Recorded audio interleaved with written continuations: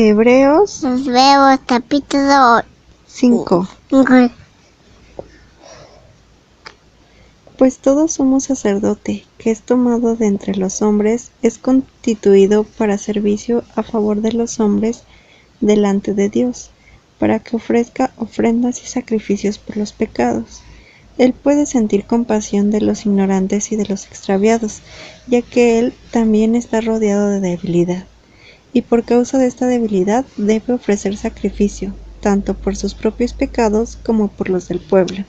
Y nadie toma esta honra para sí, sino porque ha sido llamado por Dios, como lo fue Aarón. Así también Cristo no se glorificó a sí mismo para ser hecho sumo sacerdote, sino que lo glorificó el que le dijo: Hijo mío eres tú, yo te he engendrado hoy. Como también dice en otro lugar: Tú eres sacerdote para siempre, según el orden de Melquisedec. Cristo, en los días de su vida física, habiendo ofrecido ruegos y súplicas con fuerte clamor y lágrimas al que lo podía librar de la muerte, fue oído por su temor reverente. Aunque era hijo, aprendió la obediencia por lo que padeció, y habiendo sido perfeccionado, llegó a ser autor de eterna salvación para todos los que le obedecen, y fue proclamado por Dios sumo sacerdote según el orden de Melquisedec. De esto tenemos mucho que decir, aunque es difícil de explicar, porque ustedes han llegado a ser tardos para oír, debiendo ser ya maestros por el tiempo transcurrido. De nuevo tienen necesidad de que alguien los instruya desde los primeros rudimentos de las palabras de Dios. Han llegado a tener necesidad de leche y no de alimento sólido, pues todo el que se alimenta de leche no es capaz de entender la palabra de la justicia, porque aún es niño. Pero el alimento sólido es para los maduros, para los que, por la práctica, tienen los sentidos entrenados para discernir entre el bien y el mal. Hebreos capítulo 6. Por tanto, dejando las doctrinas elementales de Cristo, sigamos adelante hasta la madurez sin poner de nuevo el fundamento del arrepentimiento de obras muertas, de la fe en Dios, de la doctrina de bautismos, de la imposición de manos, de la resurrección de los muertos y del juicio eterno. Y esto haremos si es que Dios lo permite, porque es imposible que los que fueron una vez iluminados, que gustaron del don celestial, que llegaron a ser partícipes del Espíritu Santo, que también probaron la buena palabra de Dios y los poderes del mundo venidero, y después recayeron, sean otra vez renovados para arrepentimiento, puesto que crucifican de nuevo para sí mismos al Hijo de Dios y lo exponen a vituperio. Porque la tierra, que bebe la lluvia que muchas veces cae sobre ella y produce hierba para el provecho de aquellos que la cultivan, recibe la bendición de Dios, pero la que produce espinos y abrojos es desechada, está cercana a la maldición y su fin es ser quemada.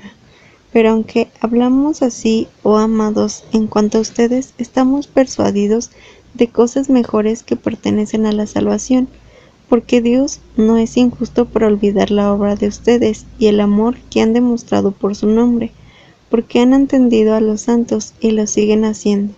Pero deseamos que cada uno de ustedes muestre la misma diligencia para ir logrando plena certidumbre de la esperanza hasta el final, a fin de que no sean perezosos, sino imitadores de los que, por la fe y la paciencia, heredan las promesas. Porque cuando Dios hizo la promesa a Abraham, puesto que no podía jurar por otro mayor, juró por sí mismo, diciendo: De cierto te bendeciré con bendición y te multiplicaré en gran manera. Y así Abraham, esperando con suma paciencia, alcanzó la promesa, porque los hombres juran por el que es mayor que ellos, y para ellos el juramento para confirmación pone fin a todas las controversias. Por esto, Dios, queriendo demostrar de modo convincente a los herederos de la promesa la inmutabilidad de su consejo, la garantizó con juramento para que, por dos cosas inmutables, en las cuales es imposible que Dios mienta, tengamos un fortísimo estímulo los que hemos acudido para asirnos de la esperanza puesta por delante. tenemos la esperanza como ancla de la vida, segura y firme, y que penetra aún dentro del velo, donde entró Jesús por nosotros como precursor, hecho sumo sacerdote para siempre, según el orden de Melquisedec. Hebreos capítulo 7. Porque este Melquisedec, rey de Salem y sacerdote del Dios Altísimo, salió al encuentro de Abraham, que volvía de derrotar a los reyes, y lo bendijo. Asimismo, le dio a Abraham los diezmos de todo. En primer lugar, su nombre significa Rey de Justicia, y también era rey de Salem, que significa Rey de Paz. Sin padre ni madre ni genealogía, no tiene principio de días ni fin de vida, y en esto se asemeja al Hijo de Dios, en que permanece sacerdote para siempre. Miren pues, cuán grande fue aquel a quien aún el patriarca Abraham le dio los diezmos del botín. Ciertamente, aquellos descendientes de Leví que han recibido el sacerdocio tienen, según la ley, mandamiento de recibir los diezmos del pueblo, es decir, de sus hermanos, aunque ellos también son descendientes de Abraham. Pero aquel cuya genealogía no es contada entre ellos, recibió los diezmos de Abraham y bendijo al que tenía las promesas. Indiscutiblemente, el que es menor es bendecido por el mayor. Aquí, hombres que mueren reciben los diezmos, mientras que allí los recibe aquel acerca de quien se ha dado testimonio de que vive. Y por decirlo así, en la persona de Abraham también Leví, el que recibe los diezmos, dio el diezmo, porque él todavía estaba en el cuerpo de su padre cuando Melquisedec le salió al encuentro.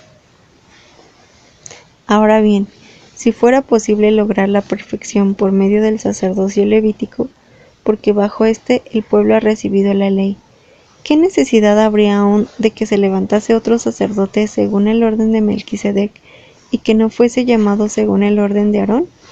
Porque de haber cambio de sacerdocio es necesario que también se haga cambio de ley, pues aquel de quien se dice esto es de otra tribu, de la cual nadie ha servido en el altar. Porque es evidente que nuestro Señor nació de la tribu de Judá, sobre la cual Moisés no dijo nada en cuanto al sacerdocio. Esto es aún más evidente si otro sacerdote se levanta a la semejanza de Melquisedec, quien no ha sido constituido conforme al mandamiento de la ley acerca del linaje carnal, sino según el poder de una vida indestructible, pues de él se da este testimonio. Tú eres sacerdote para siempre según el orden de Melquisedec.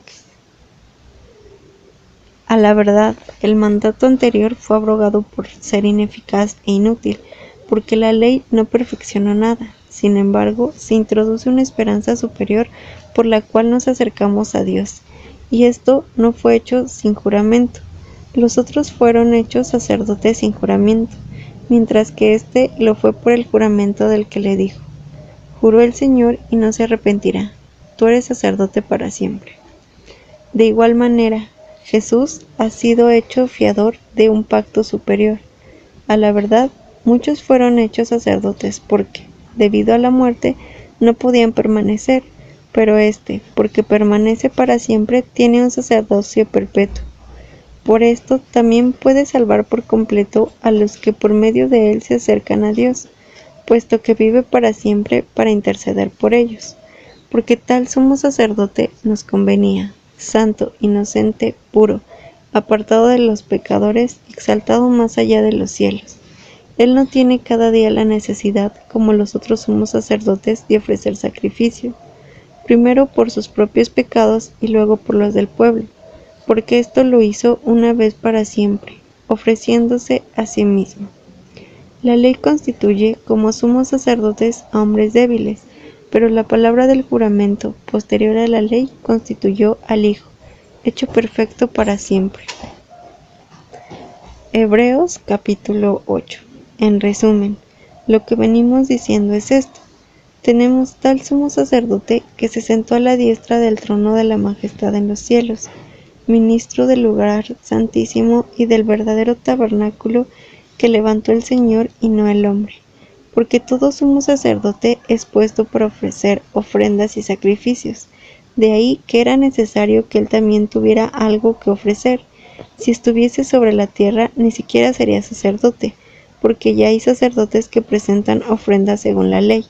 Ellos sirven a lo que es figura y sombra de las cosas celestiales, como se le había advertido a Moisés cuando estaba por construir el tabernáculo, diciendo: Mira, harás todas las cosas conforme al modelo que te ha sido mostrado en el monte.